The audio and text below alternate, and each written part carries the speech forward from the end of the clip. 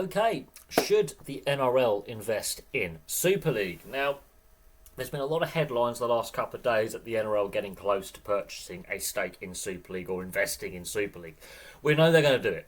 It's not a question of if, it's a question of when. But the real question is, should they?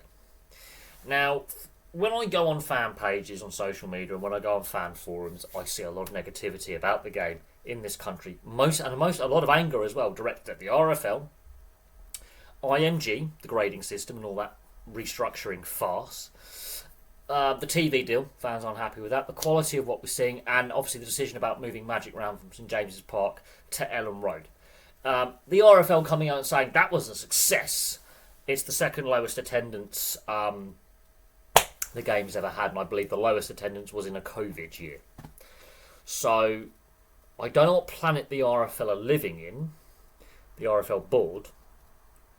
It's not the same one as everyone else. And one of the comments I left on a fan forum, I cannot repeat here, but it was like they're living in a different dimension, and I said I've seen adult film parodies that have a better script and make more sense than what the RFL are doing.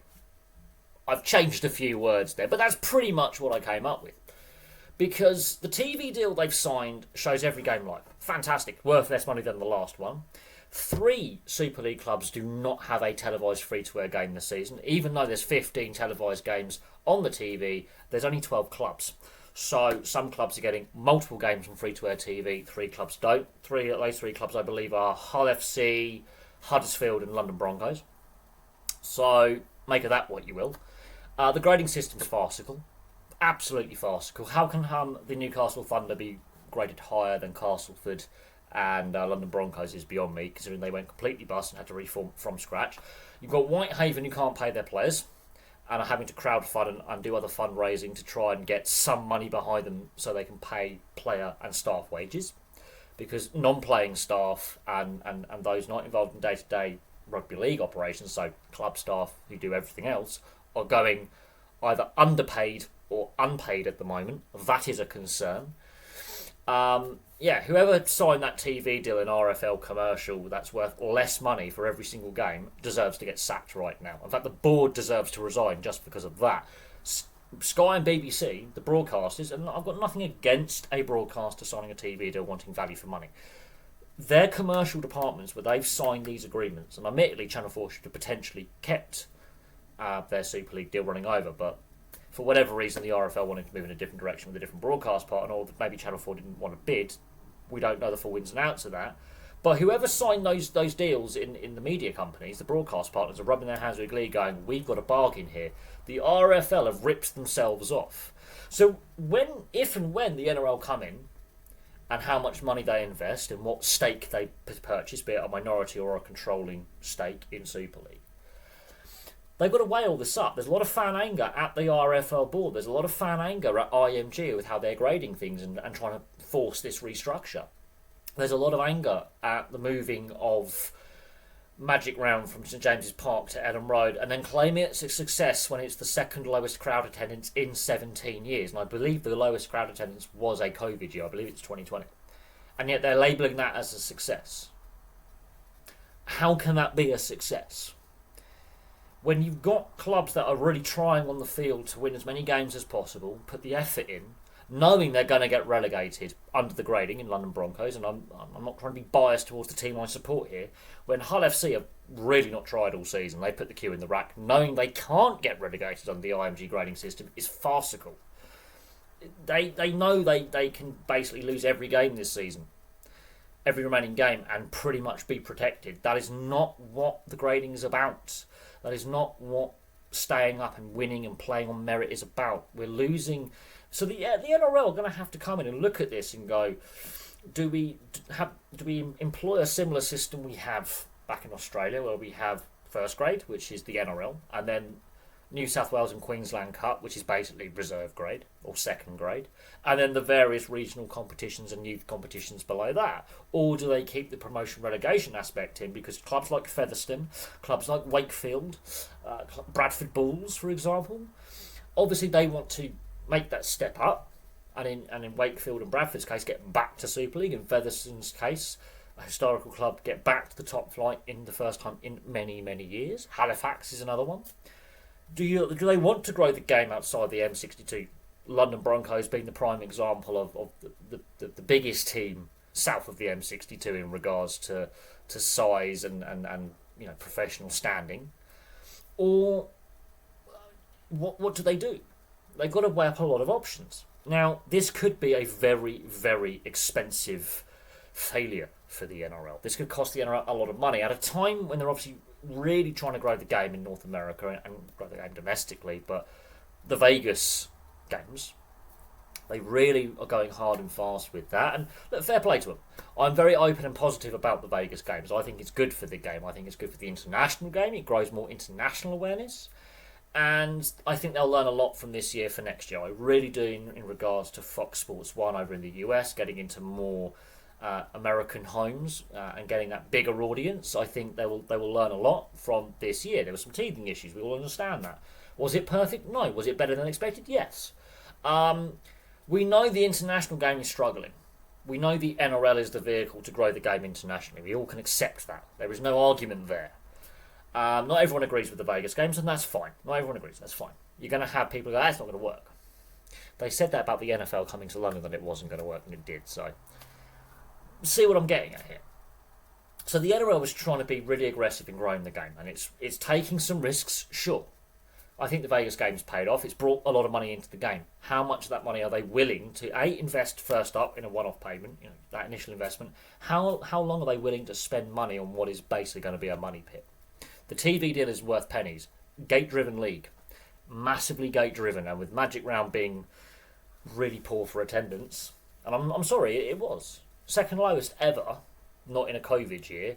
And I think the last game had 2,000 fans left, so it wasn't a... Look at the highlights. There's a lot of empty seats there. They didn't sell out Ellen Road. They couldn't sell it out over the 2 days. So, lots of empty seats. Moving Magic Round from Newcastle, from St James's Park to Leeds and Ellen Road didn't work for fans. Even though it's more in the traditional heartlands, it's in the wrong area of the city. St James's Park is right slap bang in the middle of Newcastle.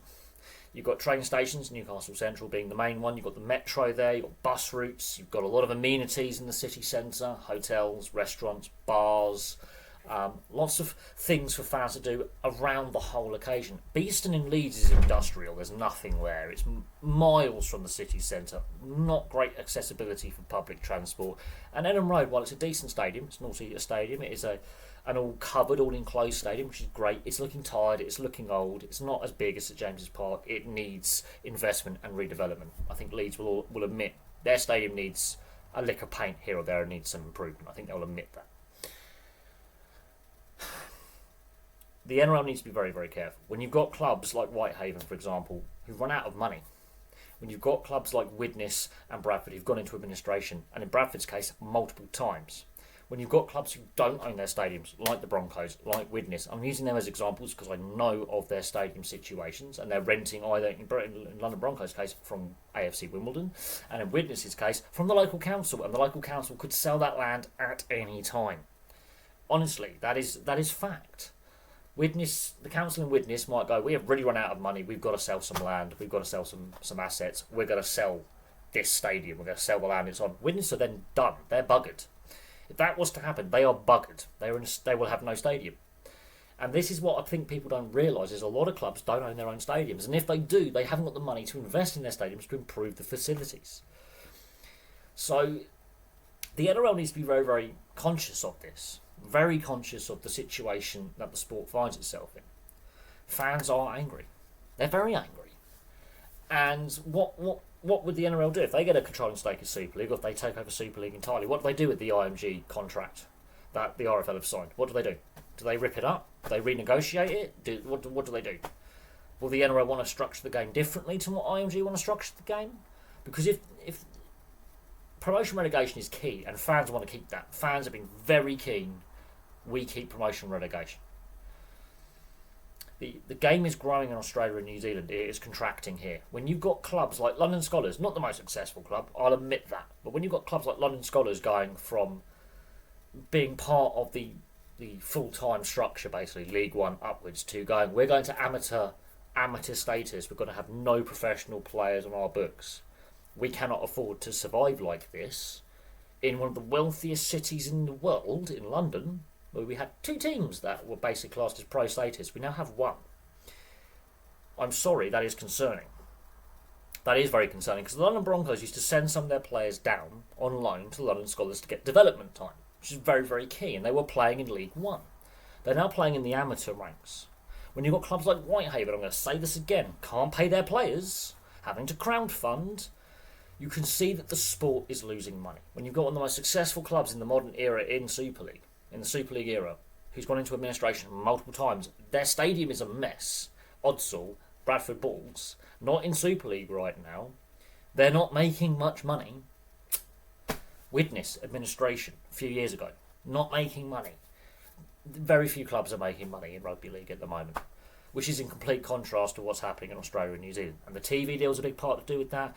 It's a very gate-driven league, And if you charge too much, especially with the M62 area not being the wealthiest area in the UK, let's be honest, parts of Yorkshire and Lancashire are not very wealthy. They're very deprived, lack of jobs, lack of wages.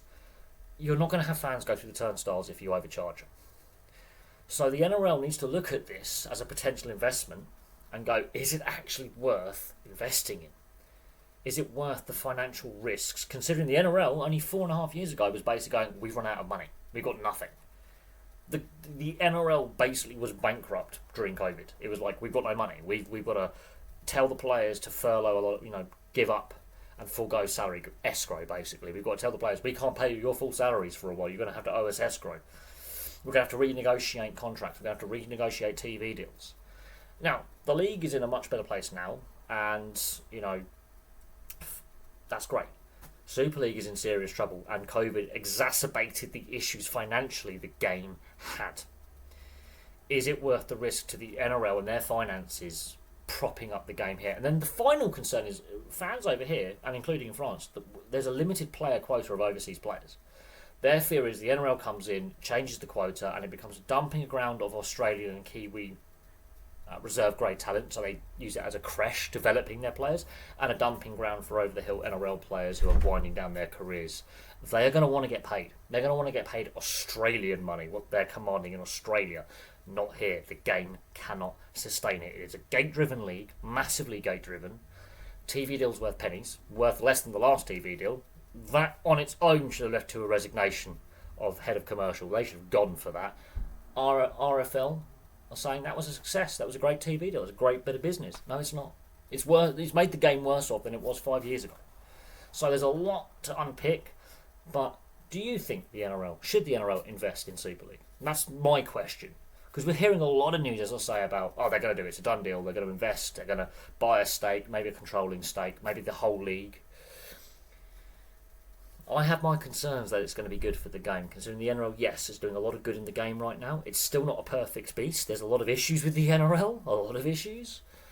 But buying a stake in Super League or buying it outright, is that the right course of action for the game right now? Is that going to save the game in this country? We shall see. But for me for now, rant over. But for me for now, thank you very much for watching. Place your thoughts below in the comment section. I'll have some more content for you guys very, very soon.